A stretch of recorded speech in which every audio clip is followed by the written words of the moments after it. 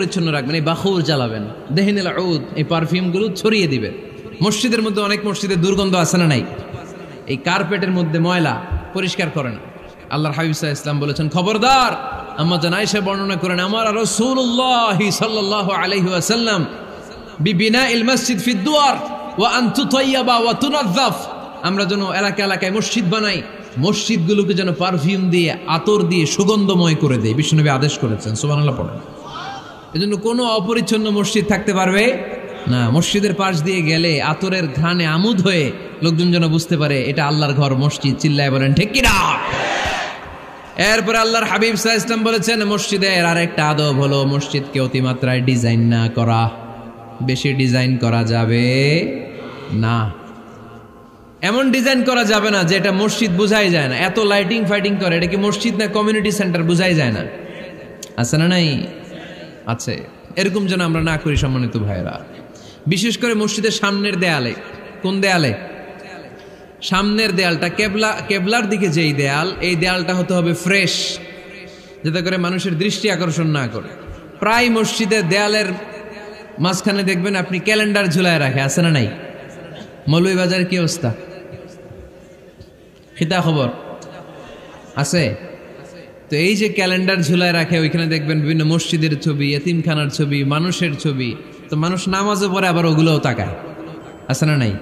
প্রথম কাতারে পরে ওইখানে কি লেখা এগুলো পরে, তার ডিস্টার্ব হচ্ছে না? এই মুসল্লির দৃষ্টি যাতে অন্যদিকে না যায়, এটা খেয়াল রাখতে হবে। যদি পারা যায় মসজিদের সামনে কোনো ঘড়ি টড়ি চলবে না। ঘড়ি মসজিদের পেছনের দেয়ালে, সময়সূচি পেছনের দেয়ালে, সব পেছনে।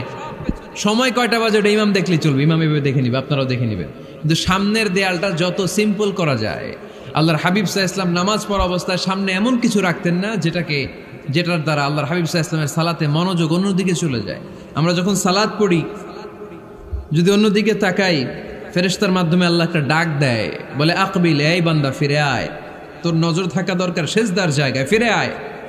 আপনি আবার যখন অন্যদিকে তাকান, আল্লাহ বলে ফিরে আয়, সেজদার দিকে তাকা।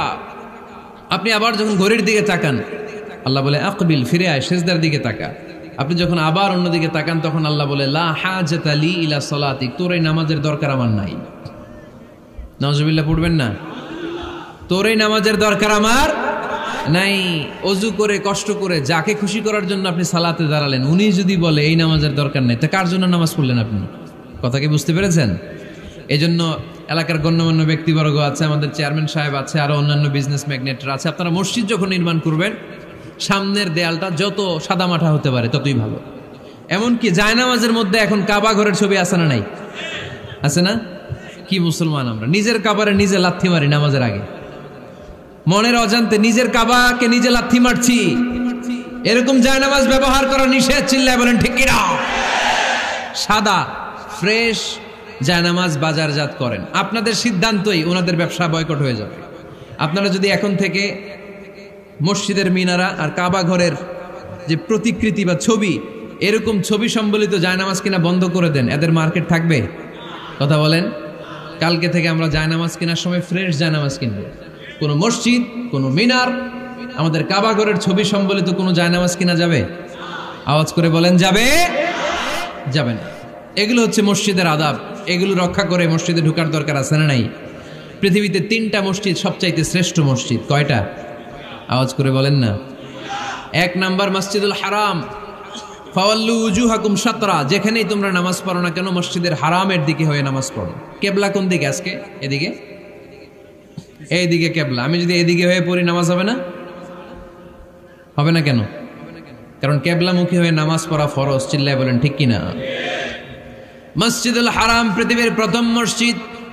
ওখানে একটা ঘর আছে, ঘরটার নাম হলো কাবা। ইন্না আউওয়ালা বাইতিন উদিআ লিন-নাসি লাল্লাযী বিবাক্কাতা মুবারাকা। এই পৃথিবীর প্রথম ঘর, যেই ঘরটা স্থাপিত হয়েছে বাক্কা শহরে। বাক্কা মক্কার আগের নাম, এখন শহরের নাম মক্কা। আগে নাম ছিল কি? সবাই বলেন, কি নাম ছিল? বাক্কা। এটা পৃথিবীর আদি ঘর। সব নবীদের পরশধন্য পদধূলিতে এই জায়গাটা বরকতময় হয়েছে। এটা এমন ঘর যেই ঘরের চারদিকে 1 রাকাত নামাজ পড়লে 1 লক্ষ রাকাতের সওয়াব পাওয়া যায়। হজ উমরা করেছেন কে কে দেখি? হজমরা করেছেন আপনারা না? মাশাআল্লাহ। আমরা যারা করতে পারি নাই আল্লাহ তাদেরকেও তৌফিক দাও। আমরা যেন এই কাবা ঘরে যে প্রাণ ভরে সালাত আদায় করতে পারি, আল্লাহ তৌফিক দান করো। আমরা যেন মসজিদে নববীতে যে প্রাণ ভরে সালাত পড়তে পারি, তৌফিক দান করো। আল্লাহর হাবিব সাল্লাল্লাহু আলাইহি ইসলামের কবরের সামনে দাঁড়িয়ে যেন আমরা প্রাণ খুলে মন প্রাণ উজাড় করে বিশ্বনবী সাল্লাল্লাহু আলাইহি ইসলামকে সালাম দিতে পারি, আল্লাহ তৌফিক দান করো। এই কাবা ঘরকে কেন্দ্র করে প্রতিদিন 100টা রহমত নাজিল হয়। আওয়াজ করে বলেন কয়টা? আল্লাহর হাবিব বললেন প্রতিদিন প্রতিনিয়ত 100টা রহমত নাজিল হতেই থাকে। 60টা রহমত তাদের উপর নাজিল হয় যারা কাবা ঘরের চারদিকে তাওয়াফ করে। 40 লিল মুসাল্লিন, বাকি 40টা নাজিল হয় যারা কাবা ঘরের পাশে নামাজ পড়ে। ওয়া 20 লিন নাযিরিনা ইলাল কাবা, বাকি 20টা রহমত প্রতিনিয়ত নাজিল হয় যারা তাওয়াফ করে না, সালাত আদায় করে না, শুধু কাবার গিলাফের দিকে তাকিয়ে থাকে।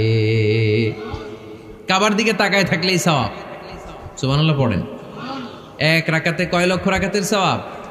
এজন্য আল্লাহর হাবিব সাল্লাল্লাহু আলাইহি ওয়াসাল্লাম বলেছেন লা তুশাদ্দুর রিহাল ইল্লা ইলা সালাসাতি মাসাজিদা, স্পেশাল ভার্চু এন্ড রিওয়ার্ড, বিশেষ সওয়াবের নিয়তে পৃথিবীর এই 3টা জায়গা ছাড়া কোথাও নিয়ত করে ভ্রমণ করা জায়েজ নাই। এক হচ্ছে মসজিদুল হারাম, 2 হচ্ছে মসজিদ নববী, 3 হচ্ছে মসজিদুল আকসা। এই 3টা মসজিদ ছাড়া পৃথিবীর কোনো মসজিদে নিয়ত